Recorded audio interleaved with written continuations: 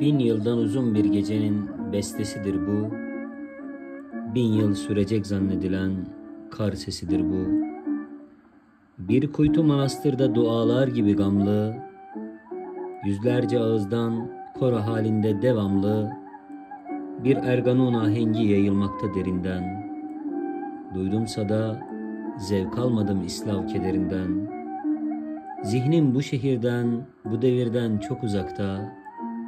Tamburi Cemil Bey çalıyor eski plakta. Birdenbire mesudum işitmek hevesiyle. Gönlüm dolu İstanbul'un en özlü sesiyle. Sandım ki uzaklaştı yağan kar ve karanlık. Uykumda bütün bir gece Körfez'deyim artık.